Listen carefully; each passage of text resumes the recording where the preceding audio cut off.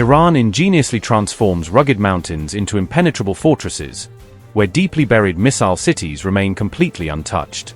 America's precision bombs successfully crater mountain entrances but ultimately fail to disrupt Iran's resilient and adaptive war machine underneath. Hidden deep beneath these mountains, Iran's extensive missile production and storage network continues seamless operations around the clock. Iran's missile cities connect through sophisticated secret rail systems, ensuring the arsenal stays secure, mobile, and perpetually combat-ready. Destroy one fortified door, and Iran swiftly builds another.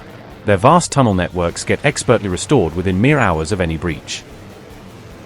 The concept of geology as warfare has surfaced as a central element in the US-Iran conflict, where natural terrain integrates with engineered fortifications.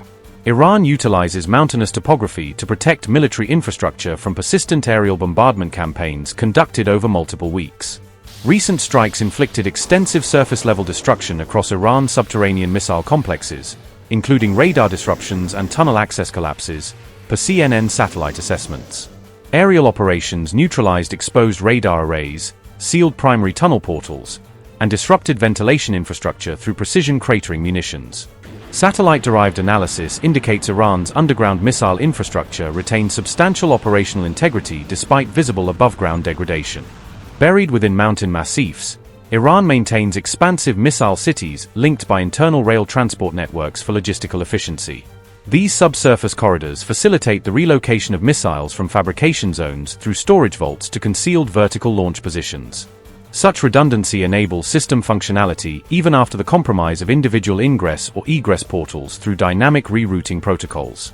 Fundamentally, the mountain formations themselves constitute primary defensive architecture, providing immutable geological fortification impervious to complete neutralization. Specialists note that while surface access denial succeeds temporarily, underlying complexes endure with capacity for alternative pathway excavation and reactivation. Imagery confirms approximately 77% of observable tunnel entrances sustained damage throughout the sustained campaign period. Remarkably, construction indicators appeared within 48 hours at multiple locations, evidencing debris clearance and renewed access restoration activities. Near Yazd, where successive strikes targeted persistent tunnel configurations without achieving full disablement, recovery operations proceeded methodically. Analysts maintain surface manifestations represent merely peripheral components of far more extensive subsurface architectures. Even advanced penetrator ordnance like B-2 munitions achieve limited overburden penetration, typically tens of meters into consolidated rock matrices. Comparatively, Iran's missile complexes extend burial depths approaching 500 meters, exceeding practical reach of current inventory warheads. This penetration disparity renders comprehensive site elimination structurally unattainable through aerial means alone.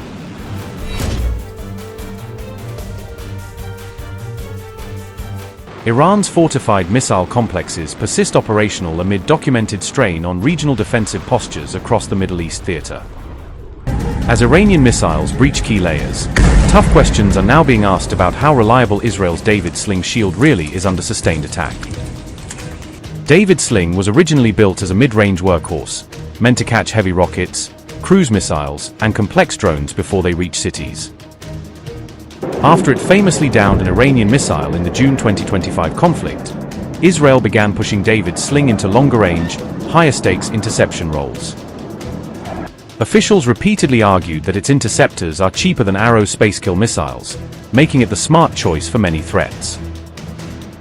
Yet in this war, several major failures have left wounded Israelis on the ground, puncturing that clean success story.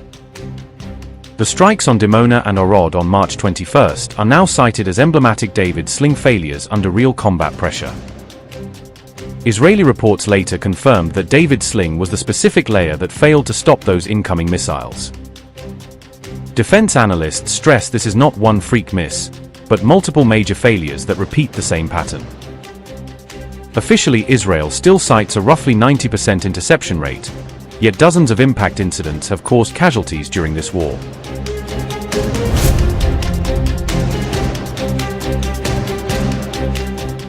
Former commander of the Israeli Air and Missile Defense Forces Ran Kochev says Israeli commanders must choose which interceptor to fire in real time, shot by shot. The IDF constantly balances Arrow, THAAD-style assets, David Sling or Iron Dome to avoid overkilling cheap rockets with million-shekel missiles. Kochev warns that failures can stem from radar tracking glitches, misjudged engagements, or odd interceptor behavior in flight. Ran Kochev said, and I quote, "The first reason has to do with the policy requiring Israeli commanders to decide in real time which interceptor matches a specific threat. This involves a strategic choice between systems like Arrow, THAAD, or Iron Dome, including to avoid overkilling a simple rocket with an expensive missile or wasting an interceptor which was not relevant against a threat that another defense system could handle. We have to calculate our interception inventory, and we have to decide in real time. Secondly, technical or engineering malfunctions can occur within systems of radar tracking the aerial threat, the interceptors themselves, or due to the connectivity between the various defense systems. It's a very sophisticated system, but it's not a hermetic system." Unquote. With interceptor stocks under pressure, Israel sometimes gambles on David Sling's ability rather than spending its scarcest, most expensive missiles. Arrow has also missed Iranian missiles in this campaign, underlining that no single layer offers a perfect, unbroken wall. Designed as a mid-range interceptor, David Sling is supposed to stop cruise missiles, heavy rockets, and advanced drones before they reach key sites. It operates in a roughly 40 to 300 kilometers engagement envelope, filling the gap between Iron Dome below and Arrow above.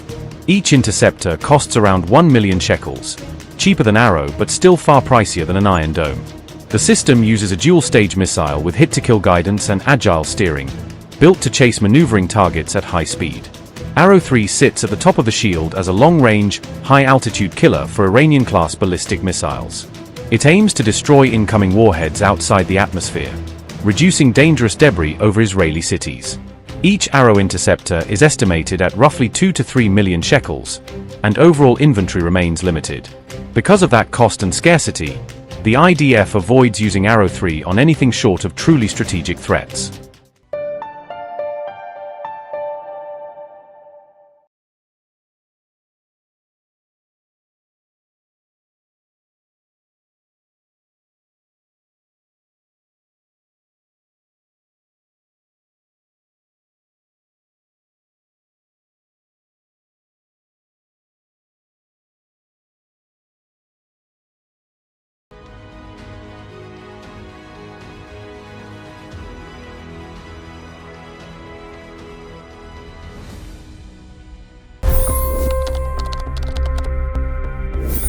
$25 crore गरीब गरीबी को परास्त करके बाहर निकले।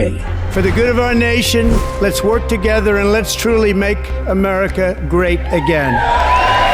The fastest news breaks. Requested PM saying that look, you will have to speak to Putin and to Zelensky. The biggest news makers. The relationship with India is probably the most important bilateral relationship the U.S. will have for the rest of this century. The capital delivered quite an election result today. Expert analysis. The million-dollar question today is how to stop this dance of death. Ground reports. I'm standing at the crossroad of the Kumbh Mela. Behind me are more than 100 entry ghats. Long-form interviews. Exclusionary politics is reflected in Manipur case as well. You don't bother because this is a small state. Deep dive into burning issues. It's often said DRC could be the richest country in the whole world. It's because of what sits underneath. Why exactly did the US topple the Sheikh Hasina government? HT videos. We don't just break news, we break it down.